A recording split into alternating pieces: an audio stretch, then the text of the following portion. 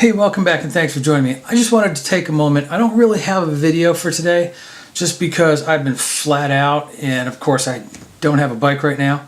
If you just subscribe to the channel, don't let this dissuade you. This is not what normally happens, but it's just been flat out all week. I really haven't had time to do anything. I actually considered not doing a video, but I thought, no, they're counting on me. I gotta do this. I was out with my wife on Saturday shooting pictures in downtown Charleston.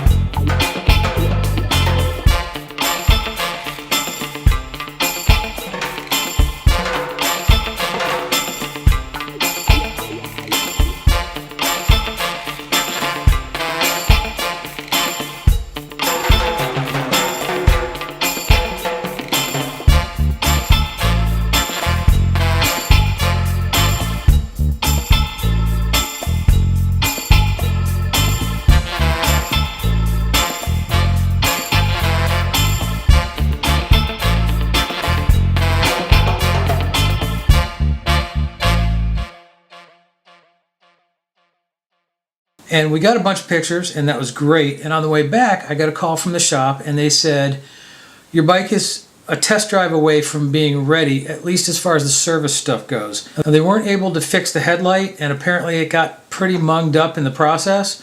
So they're gonna replace that, but they didn't realize that I have the tire package with my service agreement.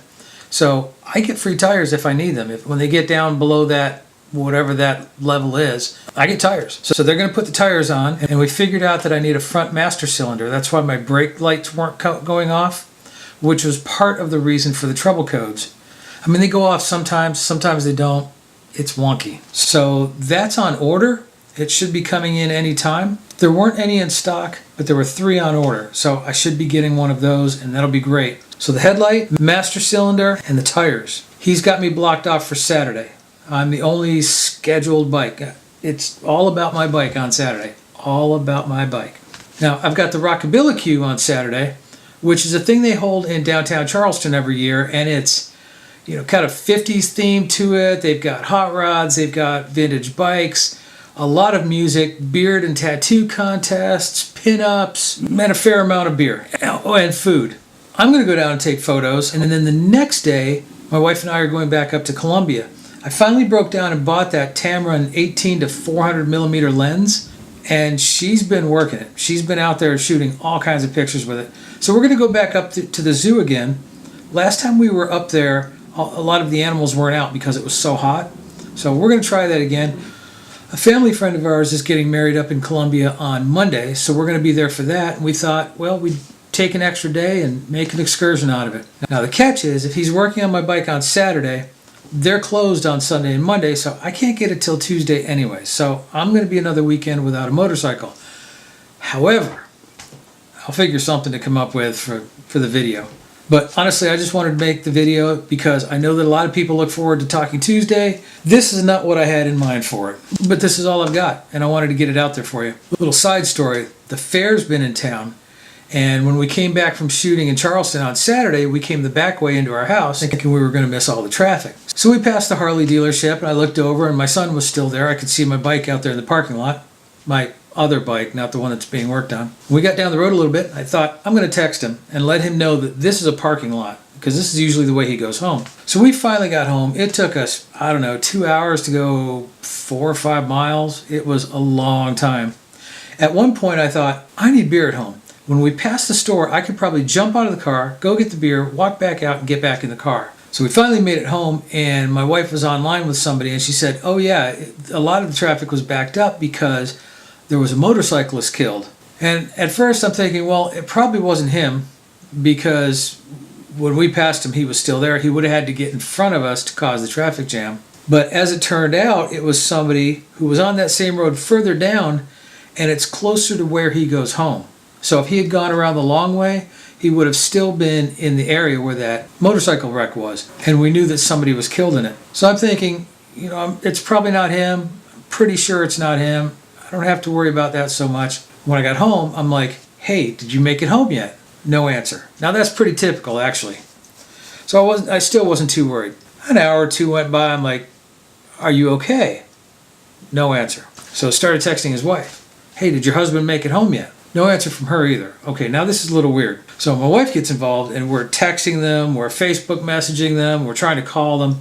No answer for her. Must have been 3 or 4 hours. And you know, common sense is like, don't worry, it's not him. You're all good. You just can't get a hold of him. That's kind of typical. So we settled in to watch TV for the night, and you know, it's nagging at us. So she was calling like every couple of minutes. And we finally got a hold of them, and apparently they had both gotten home from work and just fell asleep.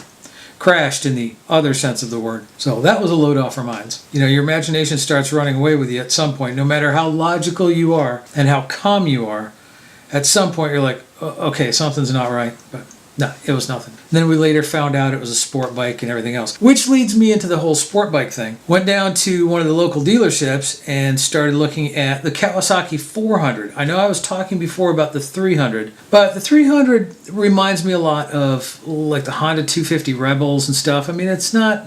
Yes, it's a sport bike. It's going to be zippier. I've seen people riding them down the highway and keeping up, but it still seems like a beginner bike, and it's going to struggle with a guy like me on it. So I've actually been looking at the Kawasaki 400. I've seen the videos of them pushing this bike to 120 miles or so, 126 miles. I've also seen the videos of it just going down the highway at highway speeds, and it's still got about a quarter of the RPMs to go. So it's capable, it'll do it, and that's stock. So I went down to the dealership, looked around, they've got a couple there, and if you work at a dealership, take a little bit of advice, at least from, I think, an average person. I don't like to be hovered over, but at the same time, I don't like to be ignored. Walked into the dealership, looked at the bikes, positioned myself over them. You know, they don't like it when you sit on the bikes. Most dealerships don't. And they tell you it's for insurance reasons, but I kind of wonder if it's a chance to talk to you while you're on the bike. Didn't matter. Nobody was paying attention. So I walked out of there without any kind of out the door price or anything. And if I'm seriously going to get this bike, I'll get it from somewhere else. But yeah, went looking at that. That was pretty good. My wife went in with me, so she's on board. I was talking about the price of the bike, and she said, you should just get it. You know you want it. Keep her. Absolutely. I mean, that's not the only reason, but it doesn't hurt. But I'm still holding off on that. I don't think I should buy another motorcycle until I get mine back. Like I said, it's like going to the grocery store when you're hungry. You know, everything looks good. So I'm going to hold off. So that's all I've got today. I didn't think I had much. Turned out I had a lot to say. I really wish I could get out there on the road and show you guys some bike stuff, but that's just not happening until at least a week from now. I mean, it's kind of rainy right now, but it's still riding season down here, so we've got lots of time. And I will absolutely take you with me. So, Rockabilly Q coming up next weekend. I will take you along for that. And, I'm going to ride when I get my bike back. Oh, yeah. So, thank you once again for joining me. I appreciate you being here, and I will see you next time with something better.